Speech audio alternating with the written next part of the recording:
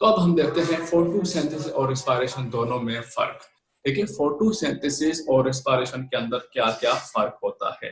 ठीक है, तो फोटोसिंथेसिस में देखते हैं तो फोटोसिंथेसिस जो है इसके अंदर पहले की क्या बात है, it is an energy storing process. यहाँ पे देखा आपने कार्बन डाइऑक्साइड आ रही थी, ठीक है, साथ में सूरज की रोशनी आ रही थी और वाटर भी एडिशन हो रही थी, तो उस सबको मिला के आपने क्या बना दिया फोटोसिंथेसिस के अंदर, ग्लूकोज का मॉलिक्यूल बना दिया, कार्बोहाइड्रेट बना दिया। और हमने शुरू में यह भी पढ़ा था कि जब दो छोटे छोटे मॉलिक्यूल मिलकर एक बड़ा कंपाउंड बनाते हैं तो उसमें एनर्जी स्टोर होती है। ठीक है, तो आप देखिए कार्बन डाइऑक्साइड और वाटर दोनों मिल रहे थे और ग्लूकोज का एक बड़ा सा मॉलिक्यूल बना रहे थे। इसका मतलब क्या है कि वो उसके अंदर एनर्जी स्टोर हो रही थी। जबकि रिस्पायरेशन की बात करें तो आप देखिए ग्लूकोज का मॉलिक्यूल टूट रहा है मतलब एनर्जी जो है वो रिलीज होगी। ठीक है, एनर्जी जो है वो रिलीज होगी। नेक्स्ट फोटोसिंथेसिस है। फोटोसिंथेसिस में क्या है जी, देखें energy of sunlight trapped by the chlorophyll and converted into the chemical energy and store in organic food. यानी कि जो क्लोरोफिल है वो सूरज की रोशनी को ट्रैप करता है और उस रोशनी को केमिकल एनर्जी में कन्वर्ट करता है। यानी कि केमिकल एनर्जी बना दी है कि बॉन्डिंग के दरमियान जो है उनको सेव कर लेता है। जबकि रिस्पायरेशन के अंदर क्या होता है कि यही स्टोर्ड एनर्जी जो है, जो कि फोटोसिंथेसिस ने स्टोर की थी बॉन्डिंग के अंदर, उनको तोड़ के एनर्जी जो है उसको रिलीज कर दी जाती है। ठीक है, उसकी वो एनर्जी जो है उसको रिलीज किया जाता है।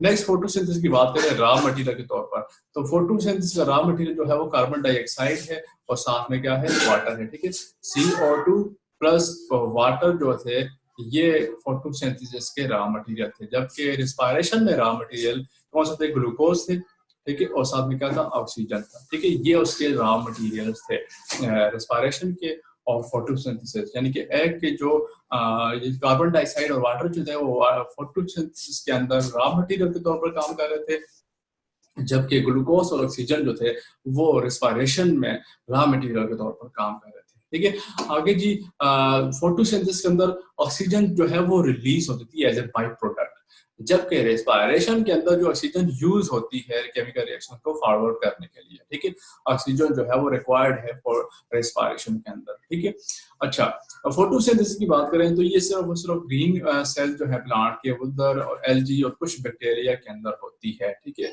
यानी कि फोटोसिंथेटिक प्लांट्स जो है उनके अंदर होगी, उनके अंदर भी स्पेसिफिक पोर्शन होगा। ठीक है, ग्रीन सेल्स जो है कुछ एल्गी के अंदर और कुछ जो है बैक्टीरिया के अंदर ये फोटोसिंथेसिस का प्रोसेस होगा। जबकि रेस्पिरेशन जो है तमाम ऑर्गेनिज्म के तमाम सेल्स के अंदर होता है। ठीक है, तमाम ऑर्गेनिज्म के तमाम सेल के अंदर होगा ये रेस्पिरेशन का प्रोसेस।